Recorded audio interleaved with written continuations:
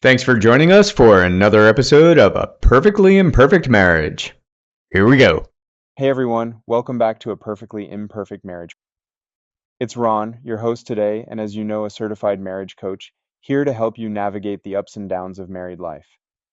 If you're new here, our mission is simple: to give you the tools, insights, and encouragement to build a marriage that thrives, not just survives. Today we're tackling one of the biggest hurdles couples face: communication breakdown. It's the number one issue we hear about from the couples we coach, and trust me, the research backs that up. According to the 2025 State of Marriage report, poor communication isn't just a standalone problem. It's the spark that ignites so many other struggles, from resentment to disconnection. So, buckle up. We're going deep into what causes communication to fall apart, why it's so tricky to fix, and most importantly, how you can turn it around starting today. I've got current data, real life stories from my coaching experience, and practical steps you can use tonight. Whether you're in the thick of a silent standoff or just want to sharpen your skills, this episode's for you. Let's dive in. All right, let's start with the why. Why is communication such a cornerstone issue in marriage? It's not just about talking, it's about how we express ourselves, how we listen, and what happens when those signals get crossed. The stats don't lie. A 2025 survey from the Relationship Research Institute found that 65% of couples list communication as their top struggle. That's 2 out of 3 marriages hitting this wall. And here's why it's so sneaky. Ineffective communication doesn't just end with one bad conversation. Research shows it amplifies resentment over time. It's like pouring fuel on a fire. The American Psychological Association's latest data from 2025 says couples who can't crack this are 40% more likely to feel dissatisfied in their marriage. That's a big deal. Let's paint a picture for you. Imagine a couple, call them Sarah and Mike, married 10 years. Sarah's frustrated because Mike's glued to his phone during dinner. She says, "Can we just talk for once?" Mike fires back, "I'm just checking work stuff. Relax." Sound familiar? That's a classic breakdown. Sarah's asking for connection, but Mike hears criticism. Neither's wrong. They're just not on the same page. So, what's driving this? First, there's stress. Studies from 2025 show couples under financial or work pressure are twice as likely to miscommunicate. When you're stretched thin, it's harder to hear or say what really matters. Then there's assumptions. We think, my spouse should know what I mean. Spoiler, they don't. And bad habits? Oh, they're huge. Interrupting, stonewalling, or just tuning out.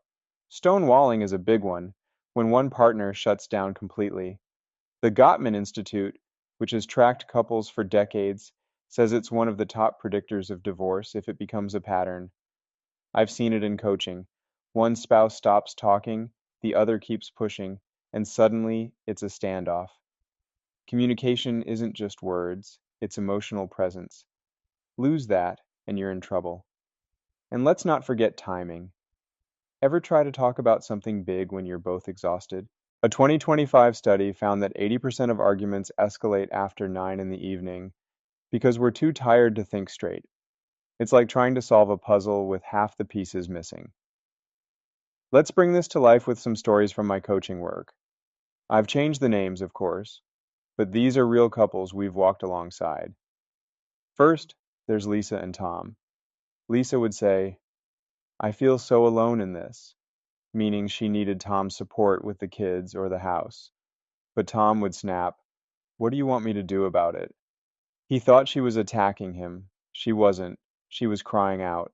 That's a breakdown I see all the time. One partner's hurt gets buried under the other's reaction. Then there's Jen and Alex. Jen would bring up something like Alex forgetting their date night, and he'd say, "I'm sorry, okay?" But then nothing changed. Jen felt dismissed because Alex wasn't engaging. He'd apologize to end the fight, not to fix the problem. Research backs this up.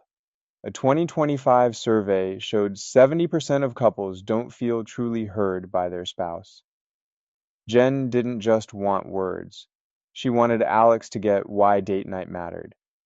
Here's another one. Mark and Kelly. Mark was a bottler. He'd stuff down work stress, frustrations, everything, until he'd explode over something tiny, like dishes in the sink. Kelly had no idea what was really going on. She'd say, "Why are you so mad about dishes?" And he'd storm off. That's a breakdown from not expressing needs early. Mark assumed Kelly should guess. He didn't give her a chance to help. And one more because this hits home for so many. Rachel and Sam. Rachel would ramble when she was upset, long tangents about her day, the kids, whatever.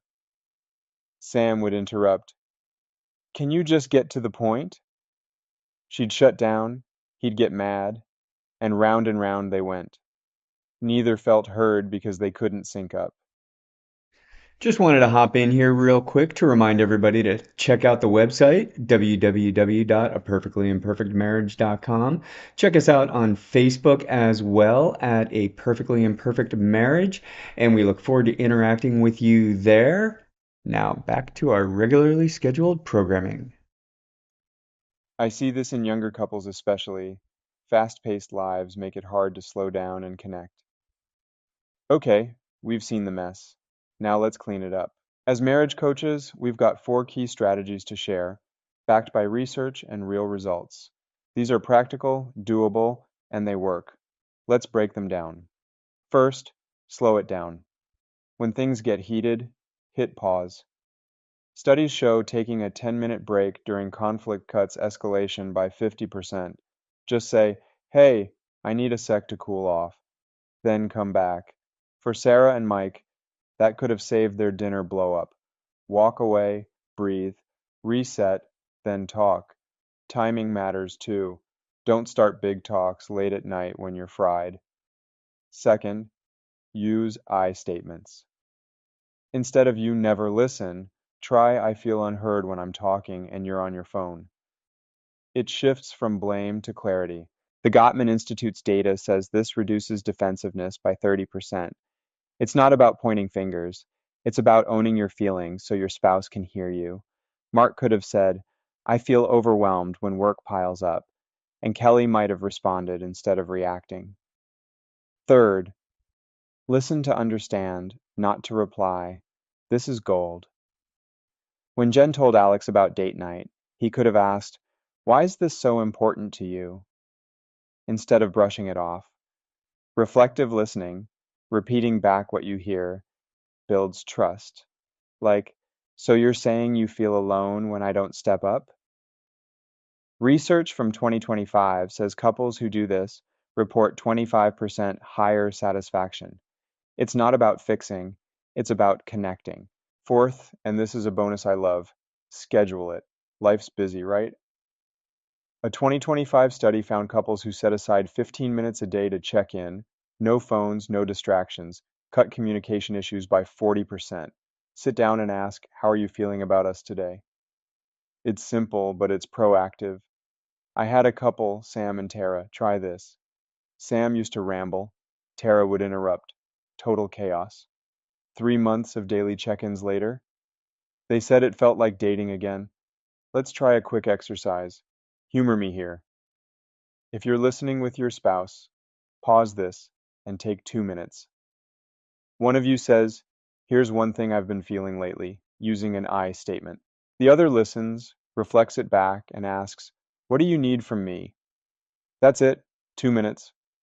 If you're alone, jot it down for later. Small steps build big bridges. One last story. I coached a guy, Dave, who'd argue with his wife, Lisa, over everything. Money, kids, you name it. We worked on slowing down and listening. One night, Lisa said, "I feel like we're roommates." And instead of snapping, Dave paused and asked, "What's making you feel that way?" They talked, really talked, for the first time in months. That's the power of these tools. Whew, we covered a lot today. Communication breakdown is messy, it's common, but it's fixable. Thanks for sticking with me on this deep dive. Next episode, we're tackling another big one, so hit that subscribe button so you don't miss it. If you try any of these tips, slowing down, I statements, listening, or check ins. Let me know how it goes. Drop us a line on Facebook at A Perfectly Imperfect Marriage. We'd love to hear your story. Until next time, keep talking, keep listening, and keep showing up for your marriage. You've got this. See you soon. Thanks for spending some time with us and join us for the next episode.